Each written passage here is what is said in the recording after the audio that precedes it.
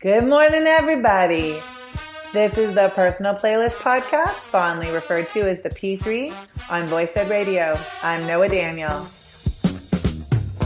Music is a world within itself, with a language we all understand. I am so excited to have Damien Challenger here on the Personal Playlist Podcast.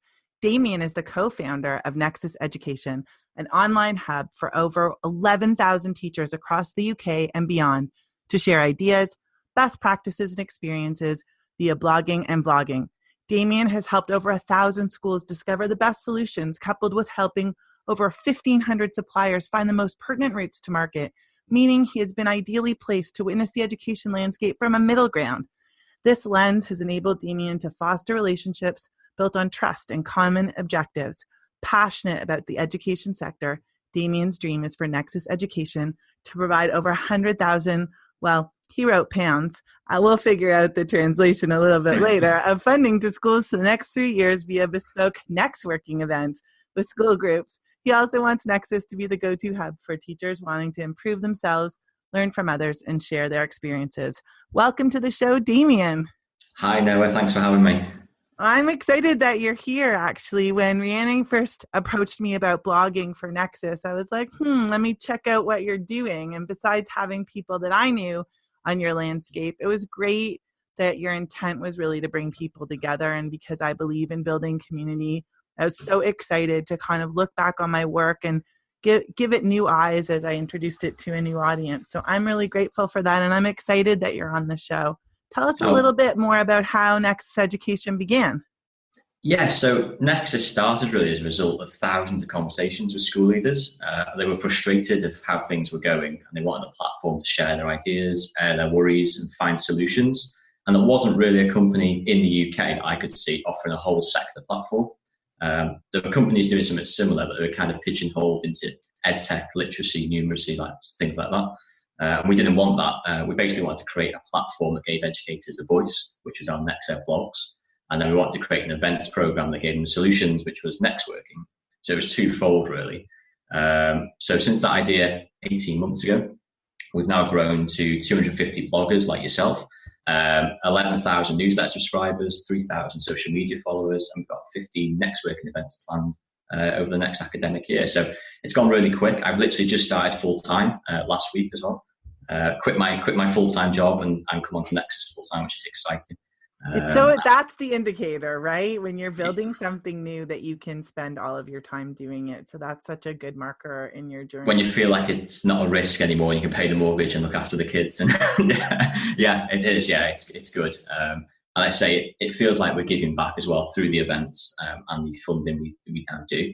And just giving people, NQTs who've never blogged before on the sector, giving them a voice to get their ideas out there. It's been fantastic, and it's been a real eye-opener for me. And my wife, Reardon, who creates all the blogs as well and gets them all anyway. I think you spoke to first, didn't you, Noah? Yes, she was my first contact. Yeah, so Reardon's been instrumental in sort of growing the brand while I've been doing it part-time.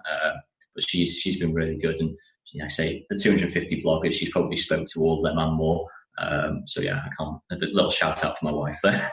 It's fantastic. And I mean, it exemplifies the global education community and how we do need to use opportunities to get out of our silos and not pigeonhole ourselves, never mind our learning, and constantly being in a process of being and becoming as learners ourselves, sharing what we do and getting outside the walls of our classrooms that can sometimes confine us and also not really let us know all the things that we have to offer the world of education. So it's really important work that you're doing. There's so many good opportunities to grow out there, and it's just giving people an idea of what there is and a network that encourage them to grow into their own skin, especially NQTs. We've got a big NQT following in the UK. And giving NQTs the confidence to know, you know what, it's okay to make a mistake.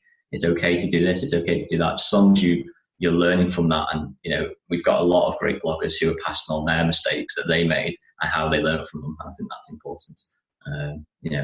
It's not just, we're primarily based in the UK, but a problem in a UK classroom could be a problem a US teacher's having or a Canadian teacher. Or we've got a couple of teachers in Hong Kong, Dubai, who blog for us. So it's just sharing that wealth of knowledge, really, and it'll help us all in the end. I really do agree. And speaking of helping me, you helped to bring me some songs, because the premise of this show is that my guests bring me a nostalgic song, a song that reflects your identity, and a song that picks you up, lifts you up, motivates or inspires. And that's why it's called the Personal Playlist Podcast, because it's really about your personal playlist. And you got really excited and you kind of knew right away where you were going, and then you took some time to contemplate. So share with us, please, how you got to the 3 songs that you got to. It was really difficult. I know I've listened to all the podcasts. I know everyone says it, but it was really difficult and fun. I changed my list, and even now I'm looking at my song choices and I'm thinking, oh, I could fit something else in there. I could do this, I could do that. I think for me, music changes daily almost, depending on my mood, what I'm doing for the day, what I've got planned for the day. So what may be a uplifting song for me today might not be tomorrow. So it was kind of tapping into what are the steady influences for me, really. And my wife as well was trying to stop me filling it all just with Morrissey and Smiths, but I snuck 2 in there, which isn't too bad. Yeah, you did. You stuck 2 in there. We have like a thematic UK thing really happening in your podcast. So I think it's a Manchester thing, yeah. Is it all Manchester? It's all Manchester. Growing up north in northern Britain. Is that your origin?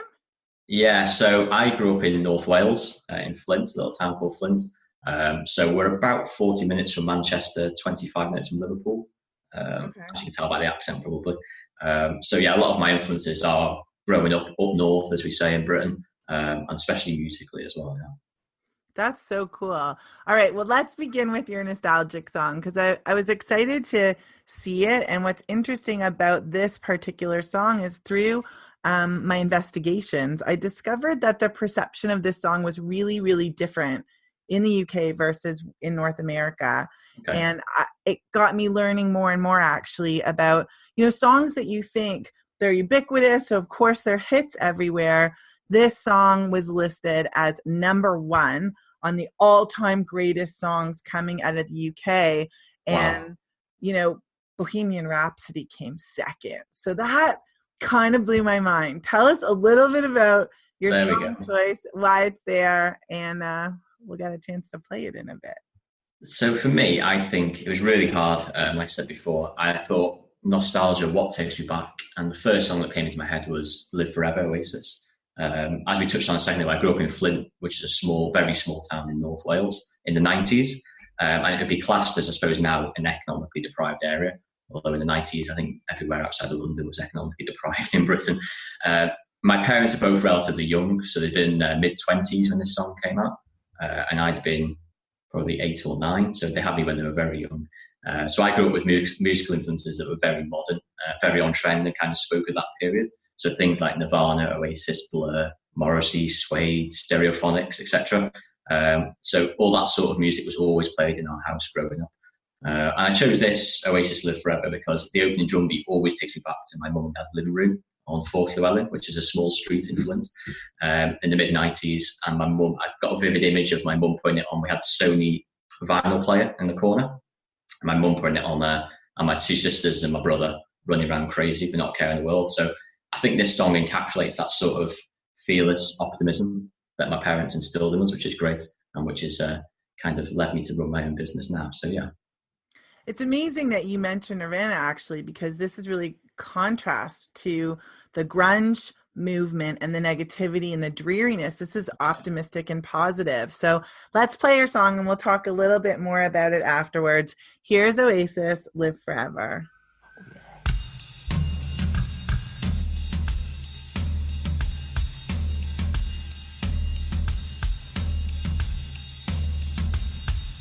Maybe I don't really want to know how you got and grows, 'cause I just want to fly. Lately, did you ever feel the pain in the morning rain as it soaks you to the bone? Maybe I just want to fly, want to live but don't want to die. Maybe I just want to breathe.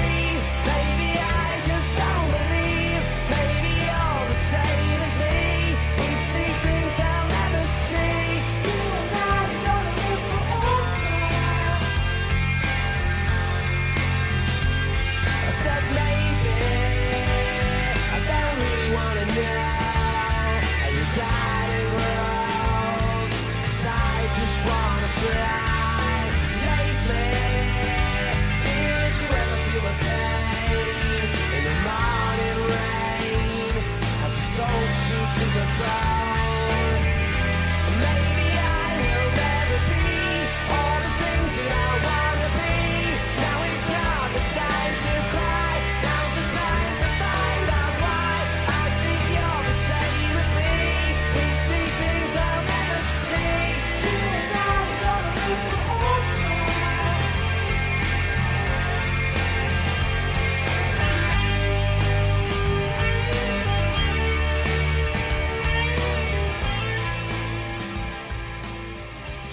Wow. This is one of the most enduring songs in Britain, and yet it was never a hit in the United States. And it's amazing to me that Oasis never actually came close to matching their UK success in the States. And I think it really speaks to the power of, celebrating your own and building people up that come from your people and are speaking your words. And it's interesting because Liam said about the song in 2008, I think that this song is how a lot of people feel when they're down on their luck. And going back to that grunge reference, as opposed to saying, yeah, things are yucky and you really should hang out in the mire, this is really about how you have so much hope and possibility. So when you heard the song just now, were you back in your parents' living room? Definitely, yeah, definitely. I think it's very, it encapsulates, like I said before, that northern spirit in Britain. I think growing up north, it is more deprived than down south. And I think you are sort of expected by people to be, it's got to be a pull you up by bootstrap story because nothing's been given to you. And I think especially Oasis definitely encapsulated that in the 90s. And I think really similar to what the Smiths did in the 80s, I think. And, they're both from the same part of Manchester as well. Both from Manchester as well. And I think just the descriptive narrative all through that song it just takes me back to that sort of place where it is a positive story, but I can hear the echoes of where they've come from in the background as well. And I think only growing up, maybe that's why they didn't break America as much. I think they're very British and they're very, I keep coming back to this phrase, northern, which is quite a big thing in Britain. It's a big cultural identity, but I think they really do tap into that. And I think growing up north, it does give you that cultural identity that is hard to put across to somebody who doesn't grow up north. It's funny actually. Noel Gallagher. No, it makes sense in the sense that I understand what it means to be a local person, and when music can be taken by every place, and you don't need to know where it comes from for it to be yours. But when it really is organically yours, there's something more to it, and you share the narrative that goes with it.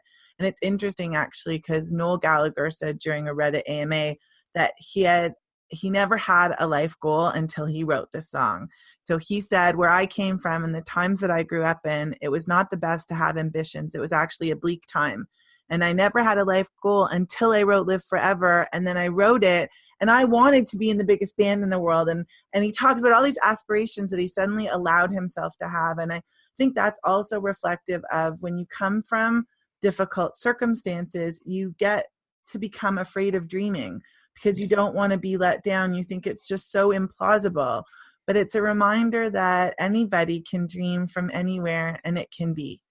I think it's exactly right. And I think I was very lucky that my parents encouraged all of us, to go for what we wanted to. And they really encouraged us. We were really switched on in school. They used to read with us every night. We'd listen to music.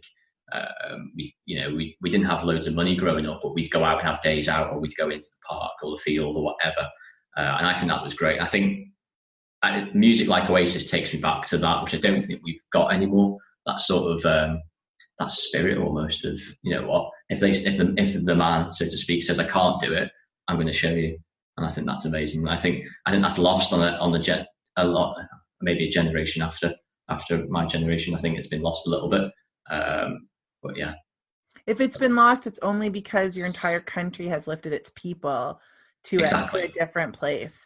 Exactly. But you did go back to the 80s and you threw out for your identity song this band that also came from Manchester. And it's a band that I can remember going to wave parties and even slam dancing a little too. So what was cool, before we started going to wave parties, this song was amazing and it spoke volumes. So I want you to tell your story about this song, but I think that it can help a lot of people out there, this choice of your identity song. So definitely. So I went for the Smiths' How Soon Is Now. And anyone who knows me, firstly, I'll tell you how impatient I am. Not patient, impatient. I've always been like that, hence the titles always appeal to me. But I think on a deeper level, the song's always related to me emotionally. I feel like it does sum me up a little bit, sort of somebody who's filled with self-doubt. Even now, I'm 31, and I still doubt every decision I make. It drives my wife crazy. And impatience as well. It mixes those two perfectly. My background is I've worked in sales and marketing since I was 18, 19. And people have this misconception that to work in that sort of field, you have to have this Wolf of Wall Street confidence, and you have to exude this sort of, stereotypical salesperson. And I just don't. I know people who do, but I just don't. You tend to hide it a little bit, I think. And I used to think of it as a weakness, having self-doubt. But I've learned to use it as sort of a tool almost. I've got this voice in my head, never make a decision. It's always, no one's going to listen to this. Why are you doing this? Blah, blah, blah, blah, blah. But have you learned to harness that and kind of use it to my advantage? Like I say, it's like a self-checking tool in my head now, which probably makes absolutely no sense to anyone listening, but it makes sense to me. And this song's always spoken to that in me, really, especially the lyrics and the music as well, not just away from the lyrics and what it means. I think just the music itself is so dramatic, and so it just builds up perfectly. And I love everything about this song. It's an amazing song. Not sure what else to say about it. No, but I mean, you think that people aren't going to understand you, but if you've read Quiet by Susan Cain, she talks about how society does hold extroverts as this ideal and it undervalues introverts. But she argues really beautifully and supports it with a lot of research that there are so many real people out there, incredible people that are introverts. And I think that what this song does, and in what you were just saying speaks for you, is he talks about his own crippling shyness and how this song has then become this anthem for the alienated and socially isolated, because you're not alone, even if you can't always share that you're a little bit introverted or a little bit unsure. But there is this wonderful feeling when you can unite, knowing that there are lots of people just like you out there in the world, probably unsure that there's anybody out in the world like them. So now this anthem can be shared with them. That's definitely right. So let's play it. Here is the Smiths, How Soon Is Now. I'm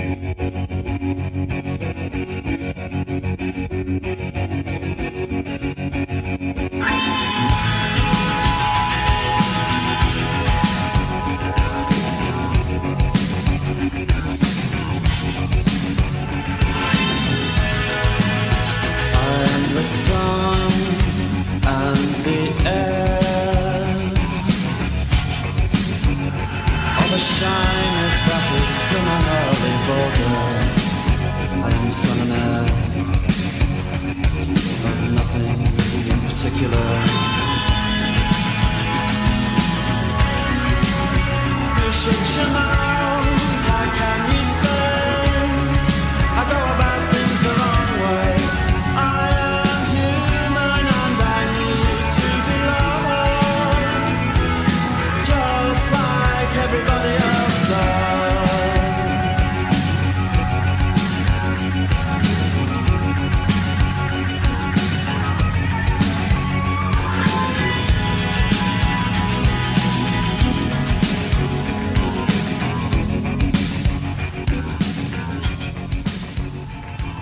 What's amazing about that, Noah, is nobody else can see us, but we're just rocking out in our offices.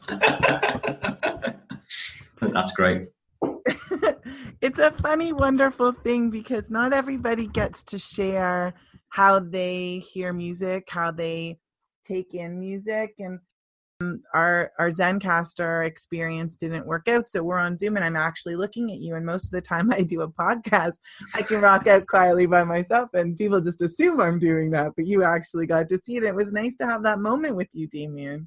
That's it. So I think that song is perfect. Like you said before, I think especially this day and age, I think there's a lot of people in the boat nowadays that are maybe shy, maybe nervous, anxiety. Depression's a big thing, especially in teaching, well-being and health at the moment, to bring it back around to teaching. And I think that song perfectly is, like you said before, a message that you're not alone. You're not, there's millions of other people like you. And whether it's people like me who could never admit that I was shy, I used to always put on this facade, especially through school. I was really bad with it. I was always well-behaved, but I was this, I played football quite a lot, but I was a bit of a nerd as well. So I kind of straddled both sides, really. And I've never admitted I was shy or had that self-doubt or anxieties when I was younger. But now I think it's so out there, which is great. People like Ruth Fox, who blogs for us. We've got an anonymous teacher called Miss Glynn, who blogs for us, and she suffered from anxiety and depression and then QT. Amy Knight. There's so many people out there blogging about this now and talking about it, and it's only a good thing. And today is actually World Suicide Prevention Day, I think, which is fantastic. And it's just things like that. I know it's only a hashtag and we should be talking about it every day, but the more awareness we're raising, and I think as we look back into this that just sprung to me today, really, about how soon is now and how it does talk to that generation now, I think, who are struggling but can be more open with them, which is fantastic. Yeah, and knowing that those experiences may be amplified by social media and the social isolation that comes with this alleged social media. But the beauty in some of that sadness is that people are telling their stories, and there are more and more places like Nexus Ed UK to share those stories, help people to see the possibility that they might not really truly be alone. And if they wanted to, there's actually somebody out there that they could speak to and reach out to. Exactly. And sometimes things are really hard. And that's where that last song comes from. You know, different people interpret it different ways, which is why I have all those descriptors for it, because sometimes you do need that personal motivator. You need something to get you in a different zone and to give you a shift. And sometimes you just need to rock out and feel wonderful. And sometimes you need inspiration. So how did you interpret that third song choice? So the third song choice for me, the personal motivator song, I chose Suede Head by Morrissey. My wife will be shaking her head at home now. Another song with Morrissey in it. She's sick of Morrissey after 11 years of listening to him. And again, it was really hard because I've got songs I listen to day in, day out. Songs that go off my playlist, reappear, go off again, come back again. But this, along with Live Forever and How Soon Is Now, are really sort of constants on there. I can remember exactly where I was when I heard this song the first time. I was 14 and my dad was redecorating my bedroom. And this is probably not interesting to anybody listening, but I'm going to tell the story anyway. And I finished school and I went upstairs and the room wasn't finished. My dad had completely stripped the room bare. I think there was a tub of paint in the corner. But there's no carpet, no wallpaper, nothing. And the only thing in there was a CD player. Kids listening won't know what that is now, but it was a CD player in the corner and a stack of CDs he'd been listening to. And I picked one up. It was called Suede Head, the Best of Morrissey. And I think at that point I must have heard the music growing up because my mum and dad were huge fans of the Smiths and my dad with Morrissey as well. So I must have known it. But when I put it on, it was like I'd heard something for the first time. It was that rush. And the first track that came on was Suede Head. And from then on, I've bought everything Morrissey's ever done. I spent the next 4 years saving all my pocket money to buy old Smiths albums, The Queen is Dead, Rank, Meter's Murder, Strange Ways, Here We Come. So I'm a huge Morrissey fan and addict. Not so much of his political statements nowadays, but more of his music. So Suede Head was the first song that without fail always gets me in a good place. It's interesting, actually. I didn't know this song, and I know his first solo album actually came out in 88.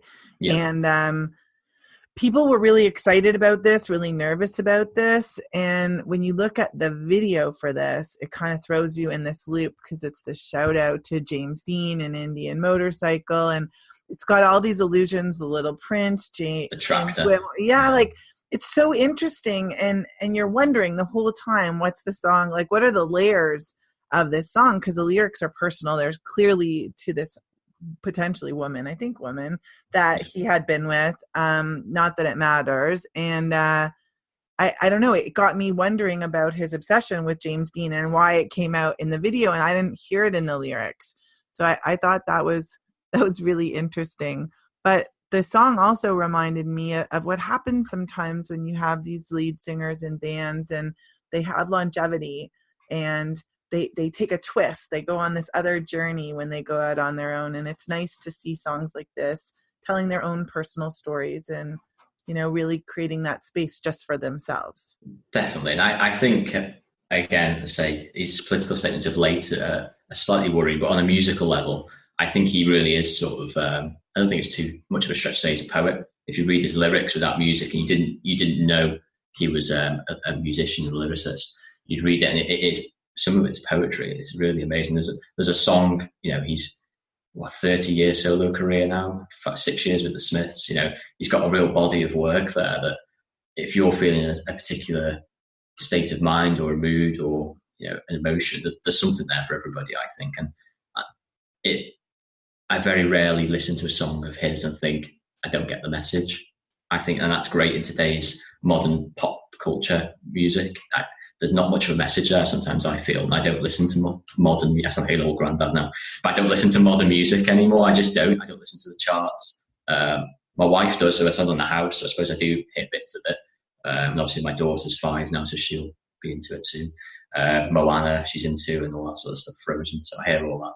But I just don't think there's a message in music anymore, and I think that's a real crying shame. And again, linking back to everything, I just think it's a real escape, and I thought that's why this podcast really appealed to me. Actually, something different, and it's not something I'd thought of before. I always talk about Nexus, but I never talk about myself.